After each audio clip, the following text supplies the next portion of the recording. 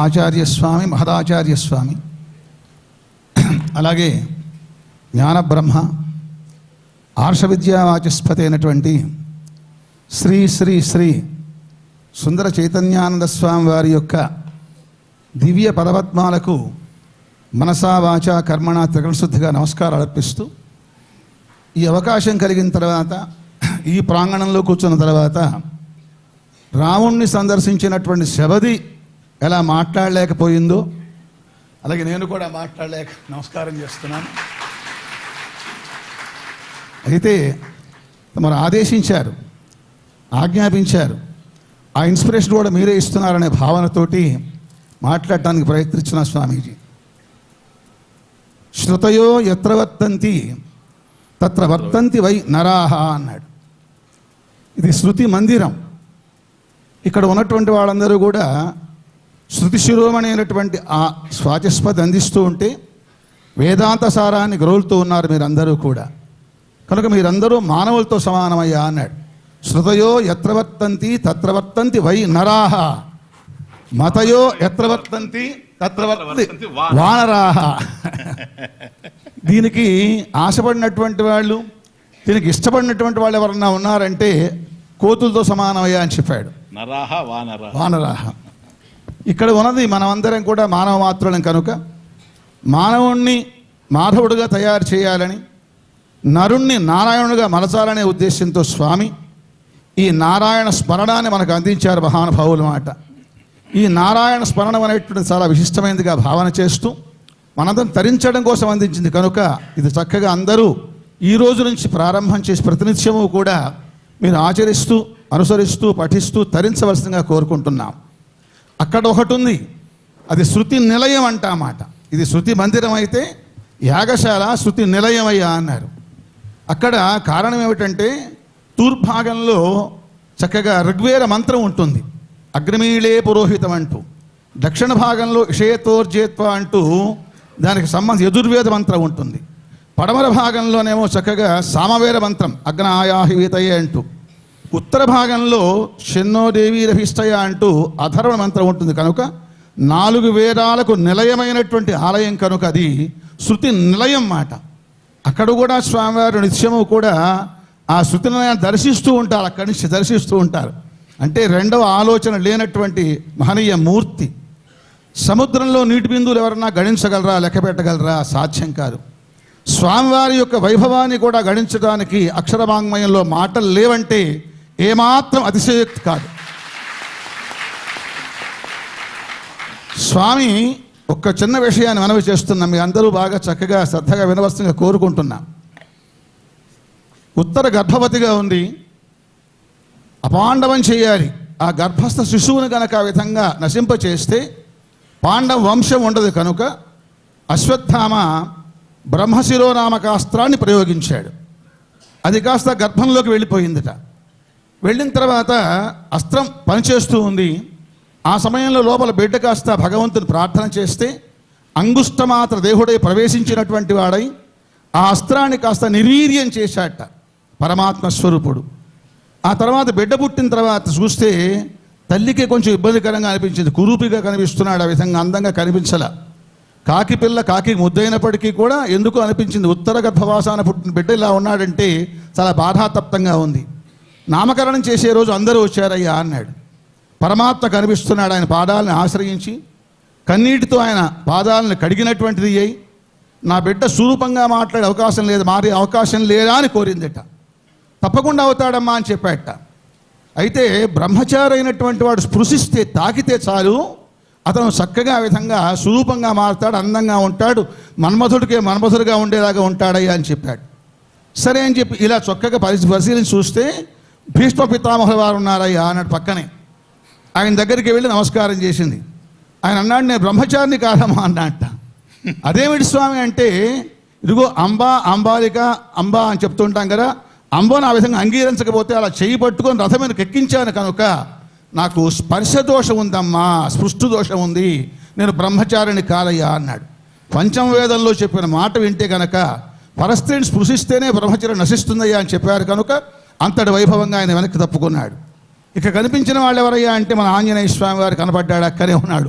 మనోజవం మారుత తుల్య వేగం అంటూ ఆయన దగ్గరికి వెళుతూ ఉండగానే వెనక్కి ఎగిరి గంతేశాట. నేను అసలు బ్రహ్మచారిని కాదయ్యా అన్నాడు ఆయన. మనకు ఆశ్చర్యంగా ఉంది.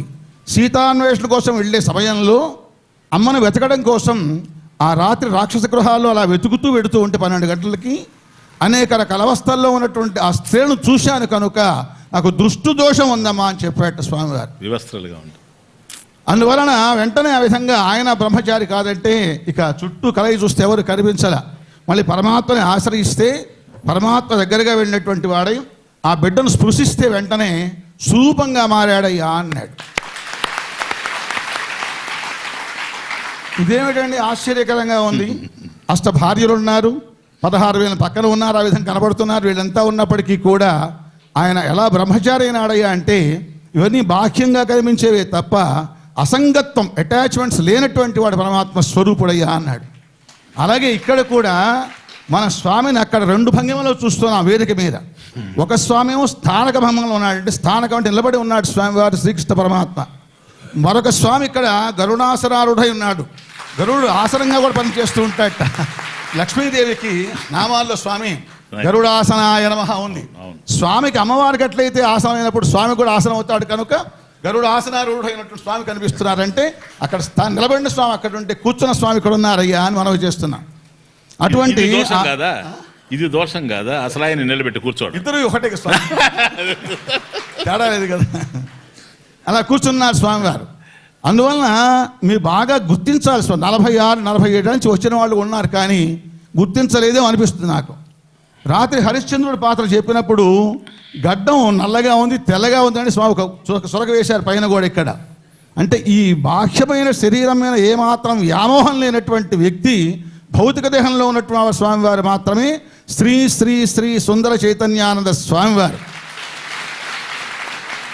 ఆయన అసంగుడు కనుకనే ఈ గడ్డం విషయంలో చెప్పినప్పుడు కూడా చెప్పాడు, ఇది నాది కాదని చెప్పుకున్నారు స్వామివారు. కనుక అసంగత్వం కలిగినటువంటి మహోన్నత వ్యక్తి ఆయన కృష్ణ పరమాత్మ సమానం కనుక అంతరంగంలో ఆయన ఏ సంఘాలు లేవండి. నవ్వుతున్నా, మాట్లాడుతున్నా, కోప్పడుతున్నా ఇదంతా పర్యవేక్షిస్తున్నప్పటికీ కూడా బాహ్యంగా మనకు కనిపించే స్వామి తప్ప అంతరంగంలో సాక్షాత్తు పరమాత్మ స్వరూపుడు తప్ప రెండో వ్యక్తి లేడయ్యని మనవి చేస్తున్నాం.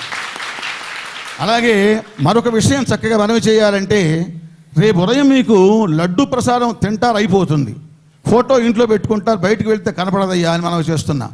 కానీ పాదాలు ఇస్తున్నారు, 2 పాదపద్మాలు స్వామివారు ఇస్తున్నారు, గుర్తుపెట్టుకోండి. ఇది మాత్రం చాలా విశేషమైన ప్రభావం కలిగినటువంటిది. పాదాలు అందరికీ దొరకవు. నీ పాద కమల సేవ అంటాడు మాలాకారుడు కూడా చక్కగా, అంతకంటే నాకు అక్కర్లేదయ్యా అంటాడు. అలాగే పూర్వంలో వామనమూర్తి వెళ్ళి చక్కగా దానం తీసుకున్నాడు, 3 అడుగులు తీసుకున్నాడు. ఇచ్చిన దానం పుచ్చుకు వెళ్ళాలి కానీ గొడుగు ఇచ్చారనుకుని సంకలో పెట్టుకు వెళ్ళిపోతా. అలాగే పైలోకాలని ఒక పాదంతో ఆక్రమించినప్పుడు సత్యలోకంలో బ్రహ్మదేవుడు చక్కగా ఆ పాదాన్ని గంగాజలంతో కడిగాడయ్యా అన్నాడు. అది గుర్తించినటువంటి సాక్షాత్తు అన్నమాచార్య స్వామివారు మరి బ్రహ్మ కడిగిన పాదం అంటూ సింగులర్ వాడాడు, అంటే ఏకవచనం వాడాడు అక్కడ. ఇప్పుడు మీకు 2 పాదాలు ఇస్తున్నారండి కనుక 2 పాదాలను కడిగే అదృష్టం మీకు కలిగిందంటే బ్రహ్మదేవుడు గొప్పవాడా మీరు గొప్పవాడా? ప్రతినిత్యము ఆ పాదసేవనం చేయండి, పూజామందిరంలో పెట్టుకొని ఒక్క చుక్క నీళ్లు పోయండి, ఆ పాదాలను గంగాజలం కడిగినట్లుగా చక్కగా నిత్యం చల్లుకోండి, మీరు ఉద్ధరించిపోతారు. తేషాం అహం సముద్ధత్త మృత్యు సంసార సాగరాత్ అంటారు స్వామి. ఇక్కడే ఉన్నప్పటికీ భౌతిక దేహంతో మీ ముందు ఆ పాదాల ద్వారా చక్కగా కనపడుతుంటారు కనుక మీరు తరించిపోతారని మనం చేస్తున్నమాట. మనబోటి వాళ్ళని చెప్పుకోవడం కాదు. ఇక్కడ గుంటూరులో హిందూ కాలేజీలో స్వామివారు తన చిన్న వయసులో ఉండగా అక్కడ యజ్ఞ పరిసమాప్తి చేశారు. ఆ రోజున కోకండ సీతారామాచార్యులు గారు అని చెప్పి ఉద్దండ పండితుడు, సామాన్యం కాదు ఆ విధంగా, అంటే అక్షరంతో ఆడుకునేటువంటి వ్యక్తి మాట. అవును స్వామి. ఆయన మెడ్రాసులో ఈ స్వామివారికి 19 సంవత్సరాలు అప్పుడు మహా పండితుల సభ జరిగితే ఈ స్వామివారిని ఆహ్వానించారు, అక్కడికి వెళ్ళారట. అక్కడ శాస్త్రచర్చ జరుగుతూ ఉంది, మాటలతో ఆడుకుంటున్నారు, పదాలతో ఆడుకుంటున్నారు. చివరికి అదిగా దాటి చేతుల దాకా వెళ్ళింది, కలపడేదాకా వచ్చిందట. ఆ సమయంలో స్వామి గళం చక్కగా మొదలుపెట్టినటువంటి వారై అద్భుతంగా ఒక పాట పాడితే అంతా చక్కగా నిశ్శబ్దంగా ఉండిపోయి పిన్ డ్రాప్ సైలెన్స్ అంటే ఆ మాట. దాంతో శాస్త్రం లేదు, చర్చ లేదయ్యా అని చెప్పి అందరూ స్వామికి నమస్కారం చేసి మహాపండితులంతా కూడా వెళ్ళిపోయినారయ్యా అని చెప్తారు. కనుక అలాంటి అంటే నాకు రిమెంబర్ జ్ఞాపకం ఉంది, మనకి ఇట్లా నావలు పెట్టుకుంటారు సీతారామాచార్యులు, కోగంటి సీతారామాచార్యులు. అది మెడ్రాస్లో తిరువత్తూరు హైరోడ్లో జరిగింది. అప్పుడు నాకు 21 వయసు. అప్పుడు విశిష్టాద్వైతం, అద్వైతం, ద్వైతం ఈ మూడిటి మీద చర్చ ప్రారంభమైంది. అక్కడ ప్రారంభమై ఎవరో చెప్పారు వాళ్ళకి, ఆంధ్రాలో 2 minutes నేను మీకు దానికి ఏం కావాలి, మీకు మంచినీళ్ళు కావాలి కదా, అది ఇదిగో చూసారా నాయన మంచినీళ్ళు, ప్రసన్న జయ మంచినీళ్ళు నాయన, నా కారులో బాటిల్ కూడా ఉంటుంది, ఉందే బాటిల్ ఉంది, ఇది. ఆయన మాటలు విని మీరు చప్పట్లు కొడతారు, ఆయన దాహం నాకు తెలుస్తుంది. నాకెందుకు అనిపించింది అట్లా, మీకు దాహంగా ఉందేమోనని. లేదు మళ్ళీ అట్టుపోయినారా.